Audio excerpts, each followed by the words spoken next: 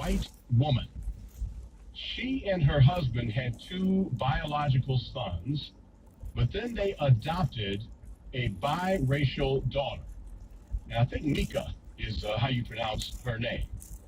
But the other day, Eliza put up a post on Facebook, and I read it, and I got her permission to read it. And in fact, one day I hope to have her on the air as a guest. But I wanted to read her post, and we got a guest on with us right now, too. It talks about white parents who have adopted black children. And I know that is still a controversial subject in black communities across the country. You still have black folks who feel that white folks should never adopt black children because they can't provide what they need socially and culturally and even psychologically. There are others who say anybody who can provide for these children need to do it as long as you do it well. And of course, there are a lot of white families who believe that they can provide for these children as well as anybody else. Well, anyway, this is the post that my friend Eliza Morrison put up on Facebook the other day. Excuse me, I'm going to read through this, and then I'm going to bring on our guest, and we're going to have this conversation. Hopefully you'll join it by calling 313-778-7600. This is from Eliza Morrison. She wrote, I am a member of several online groups for adoptive families. I'm regularly horrified and saddened by some white parents who adopt transracially and yet are dismissive of racism and don't seek to deepen their understanding of it. One white mother of a child of color actually said that she can't worry about racism problems to deal with. I wish I could say hers is the only such comment I've ever read. It's not enough for white parents of children of color to condemn frank and overt racism. That's easy. Parenting our children calls for a much more extensive reflection on the deep structures in our society that privilege provides whites at the expense of persons of color. This begins with knowing history and listening to African American friends, authors, community leaders,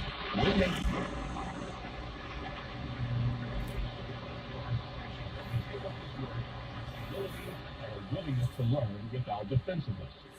Several times, Mika has come to me with nuanced questions about racism, which I don't feel fully equipped to answer. At these times, I turn to African American friends who have helped greatly to support both Mika and me in these moments.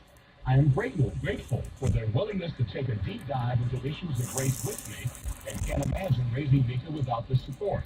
That includes the depth and breadth of their perspective and their warm emotional support of our particular family.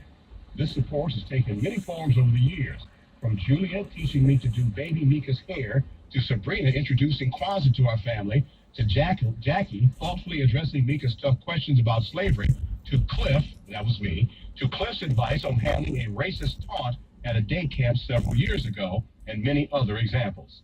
Some of this help has been face-to-face, and some of it has been offered online. All of it has been incredibly valuable. To Caucasian parents who think racism is not a problem because it has never been a problem for them personally, I would suggest being willing to listen to, read, to learn, to grow, and to change. The well-being of our kids, socially, emotionally, and spiritually, and the health of our families requires it. It involves sacrificing our own sense of self-importance and self-sufficiency. Surely a sacrifice worth making for those we love the most, our children and our families. And I thought that was the most thoughtful, frankly profound letter I had ever heard written from a white parent about raising children of color or biracial children. With that, I'm going to bring on our special guest on the line, Shelly Russell. And yes, she's related to me. She's my sister-in-law, but she's also a licensed clinical social worker. She's our special guest. And Shelly Russell, it is a pleasure to have you on the air. Thanks for joining us. Hi, well, thank you for having me. Good. Did you hear the letter I just read? Yes, I did. What were your thoughts about that coming from a white parent about properly parenting a biracial or child of color? Well, if I can use the vernacular that young people use nowadays, she was woke. I love it.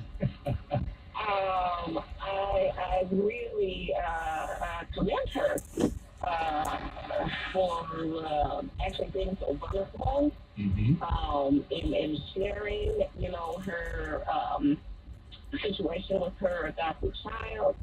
Also, being so aware of all the different factors, that impact the parenting of that child or those children. Let me start from the beginning because I still talk to folks, Shelley, who feel that white people are just not equipped to adopt black children. They may have the money, they may have the love and the support, but when it comes to their cultural well-being, their emotional well-being, their psychological well-being, white folks just don't have the ability to take black children where they need to go. Do you agree or disagree? And what seems to be the consensus among professionals like yourself? Well, I can only speak for myself. Mm-hmm. I think that general statements like that are kind of dangerous. I think that going into adoption for any family would lend to that family becoming as educated as they can about the situations that they are about to bring into their family. Whether the child that they are adopting is an infant, or whether the child that they are adopting is a teenager. I believe that they have to be intentional about learning about who and from where they're bringing into their home. Does the evidence suggest that white parents do well when they adopt black children, that those children do develop and do turn out okay, if you will? Or are there problems with black children who end up with white families? I think it's both, Cliff. I think that families who are very aware of what it is that they're doing, the situations that these children come from, the needs that the children have, I think they are more apt to do better than families who are not so willing to, as your Facebook friend said, sacrifice their sense of self for the well-being of this particular child in their home.